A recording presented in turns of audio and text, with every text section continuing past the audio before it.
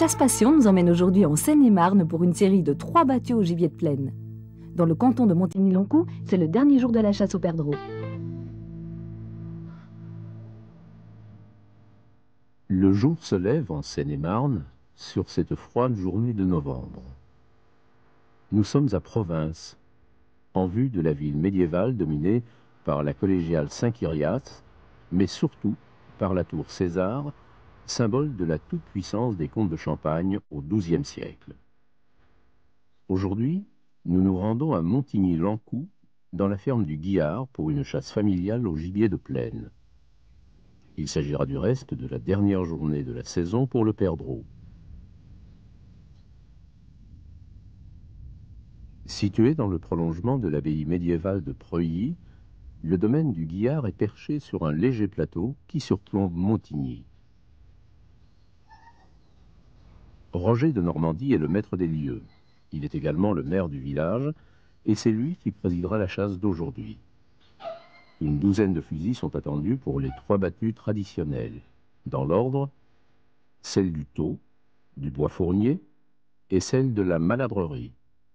Naturellement, dans la ferme du Guillard, on s'active pour préparer la venue des parents et amis chasseurs.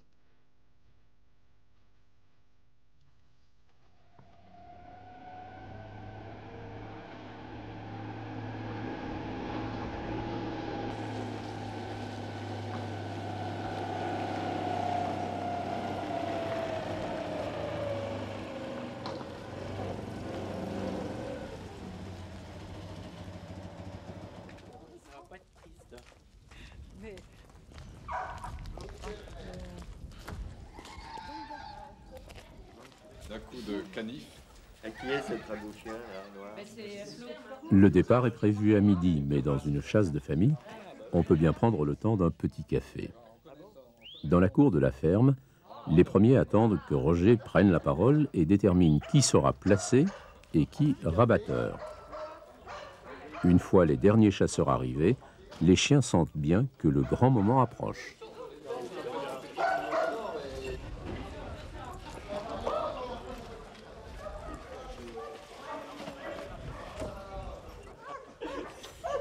Qu'est-ce qu'il ne faut pas faire? Tu uses qu'une botte comme ça.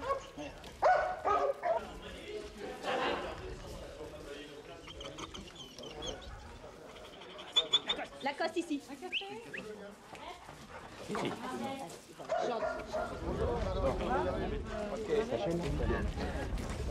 Vous mettez vos chaussures dans la voiture ou à la maison pour pas qu'il y ait un chien qui... S'il vous plaît. Voilà. Tout d'abord, je vous souhaite la bienvenue à Guillard, comme d'habitude. Nous tirerons aujourd'hui donc les perdreaux, d'une part, les faisans, les lièvres, lapins, les renards. Celui qui tuera un renard sera félicité à la fin de la journée, sans aucun doute. Nous allons sans doute faire 3 battues. La première battue, c'est une tradition. La première battue, c'est une tradition, le tau, comme d'habitude. Deuxième battue, le bois fournier. Quant à la troisième battue, nous prendrons toute la plaine de Guillard en une seule fois.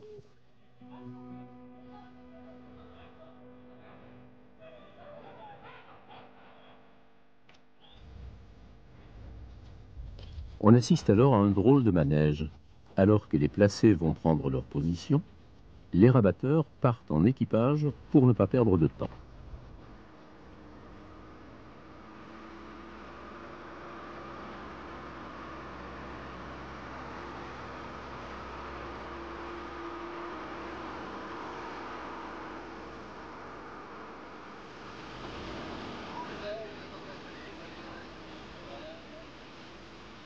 Pour la battue du tau, les chasseurs appliqueront la technique du chaudron.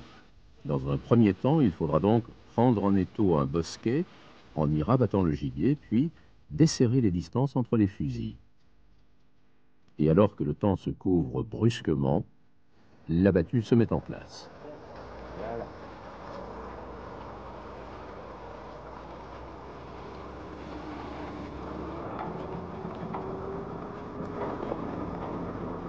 Donc là, mon frère va donner un coup de corne. Ça va être le démarrage de la traque. Et quand il donnera les 3 coups de corne, ça sera la fin de battue. Et donc, premier coup de corne, on charge les fusils. Et 3 coups de corne, on décharge les fusils. Normalement, les consignes doivent être respectées à la lettre, ne serait-ce que pour des questions de sécurité.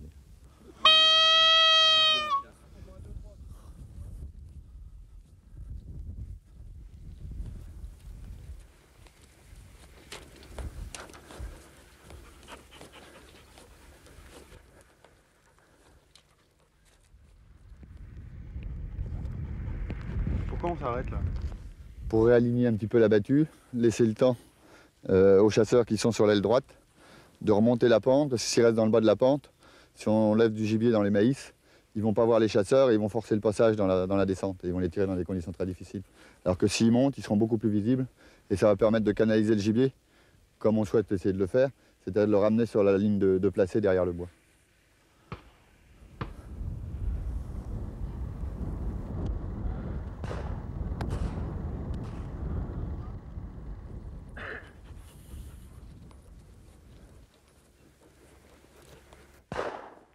À l'approche du bois, le gibier commence à se lever. Donne la scie, donne. C'est bien. C'est bien, ma mère. Allez, donne la scie, donne. Donne la scie, donne. Donne la scie, donne. Donne la scie, donne. C'est bien, mon chien. Apporte, c'est bien, mon chien. Apporte la scie. Apporte. Attention, tailleur à gauche. Tenez les chiens. Apporte la scie. Apporte la scie. Apporte. Doucement. Apporte, c'est bien, mon chien. Apporte. Apporte la scie. Apporte. C'est bien. Apporte. Non, c'est bien, mon chien. C'est bien. Apporte-le ici. Apporte. Apporte. C'est bien. C'est bien. Donne-la. Donne. Donne. On part très espacés les uns des autres, parce qu'on prend des grandes surfaces, et puis la fin du chaudron, on se retrouve très serré. Et si on réussit bien la manœuvre, normalement on a bien ramené le gibier à la fin du chaudron, et c'est là normalement qu'on doit pouvoir tirer. Là, ça s'est bien passé. Oui. Alors Lacoste, alors t'es content toi, hein? C'est le soleil qui est revenu.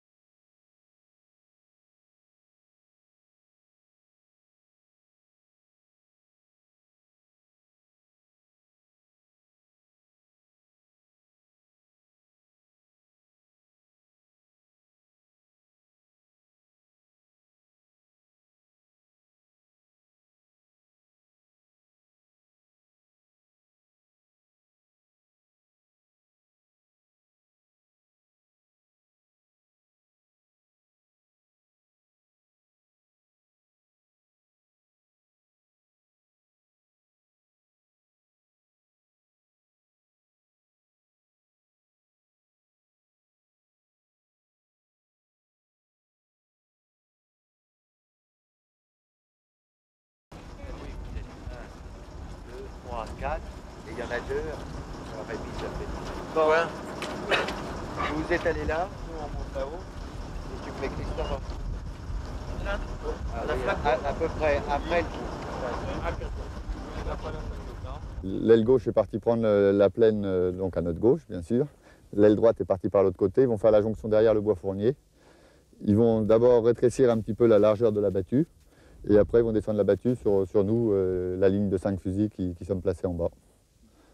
Et puis on va voir ce que ça va donner. Comme il n'y a pas beaucoup de couverts, ça ne va pas être évident.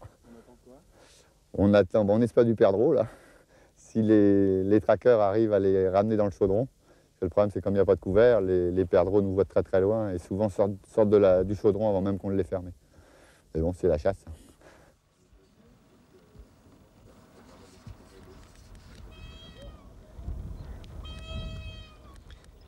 Soudain, un faisan passe au-dessus de la ligne des fusils.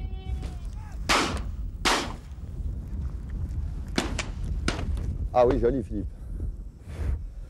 Joli, il était dur à faire.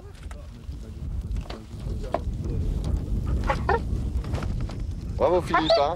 Fallait rattraper la course celui-là. C'est sympa.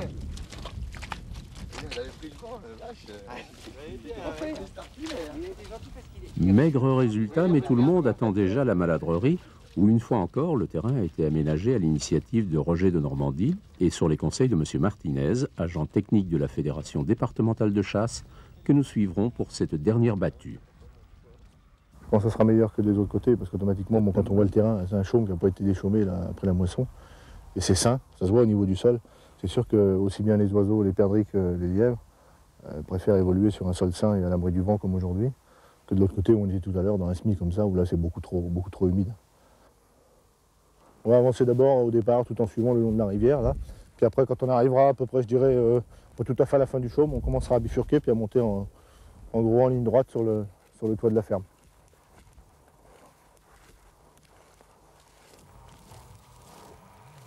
Depuis 17 ans, Jean-François Martinez évolue dans le monde de la chasse avec passion. Si bien qu'il a voulu en faire son métier, et quand Roger de Normandie l'a invité au Guillard, c'était aussi pour l'aider à remplir au mieux sa fonction de technicien de la chasse. Hé, oh! Dites-leur d'avancer à droite! Avancez à droite! Pour M. Martinez, cette chasse est l'occasion rêvée de jouer son rôle d'observateur actif au niveau départemental. Donc ici, c'est de voir un peu au niveau du territoire, pendant les traques, les oiseaux qu'on voit par rapport aux échantillonnages qu'on a fait au mois d'août après moisson. Se donner un peu une vue d'ensemble de la population, essayer de recenser un peu le nombre d'oiseaux vus par rapport aux estimations qu'on avait faites au mois d'août. Et ensuite de ça, je dirais que la partie plus spécifique technique arrivera ce soir avec l'analyse du tableau de chasse pour déterminer chez les lièvres le nombre d'adultes et le nombre de jeunes, ainsi que sexer les animaux. Et pour la perdrix grise, exactement le même travail. Regarder le pourcentage adultes par rapport aux jeunes et en même temps faire aussi le sexage des oiseaux.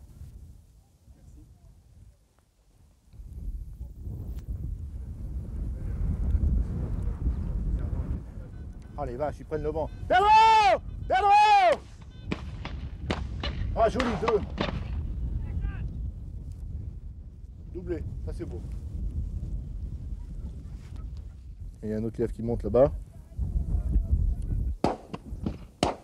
Il est touché!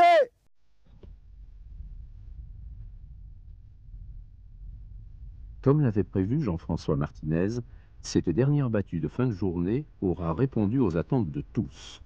En tout cas, elle alimente déjà les discussions, alors qu'il est temps de rentrer au Guillard pour une collation bien méritée.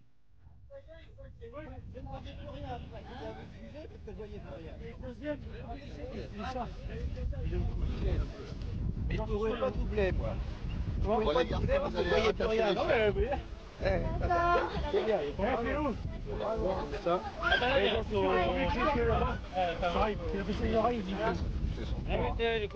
Toi, t'étais où là, toi?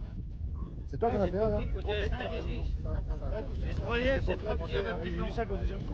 Oh non! Hein? Un lièvre comme ça, en 6 mois, il est comme ça, un lièvre. Ah oui? Bah vous verrez tout à l'heure l'analyse du tableau, je pense qu'il doit y avoir quand même une majorité de jeunes. Enfin, on vérifiera tout à l'heure. Mais en 6 mois, un lièvre, il est devenu cette taille-là. Hein.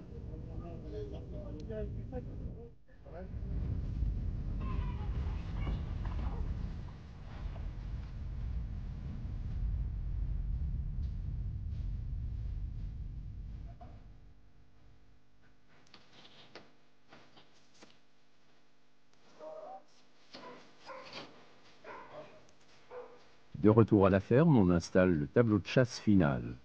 Mais avant de passer à son analyse proprement dite, on revit toute la journée en se réchauffant alors que le soir tombe sur Montigny-l'Ankou et que la plaine, peu à peu, retrouve sa quiétude.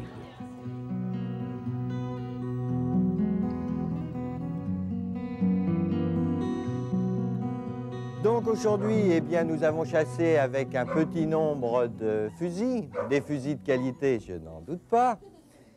Mais les perdreaux, vous avez vu, étaient difficiles à approcher.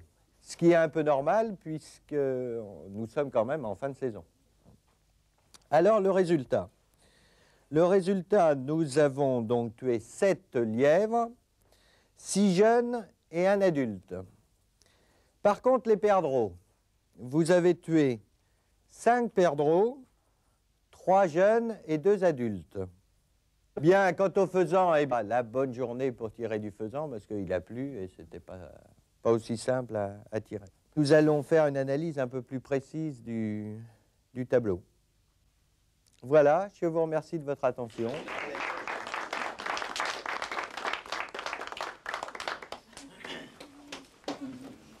Donc si vous voulez, le but d'une analyse de tableau de chasse, c'est, je dirais, la fin et l'accomplissement d'une saison qui démarre au mois de mars ici, lorsqu'on fait le comptage avec les élèves du collège du lycée de Donne-Marie-Dontilly. Ensuite de ça, deuxième étape importante, c'est l'échantillonnage au mois d'août des compagnies, en ce qui concerne la perdrix.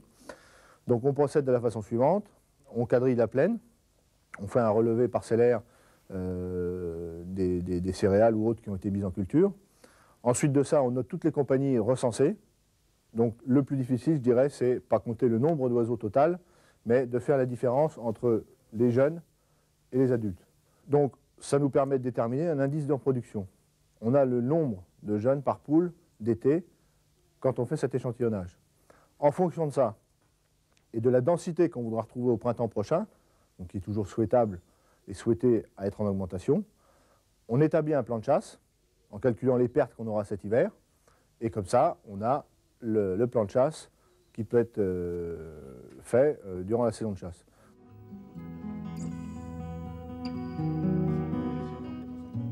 Pour le reste de la soirée, M. Martinez a ensuite livré quelques secrets de chasseurs à ses collègues d'un jour, afin notamment de leur permettre d'établir l'âge et le sexe du gibier qu'ils prélèvent. Le but de l'expert étant à long terme de permettre à son assistance de respecter au mieux leur plan de chasse futur. C'est cela aussi, la gestion d'un territoire de chasse.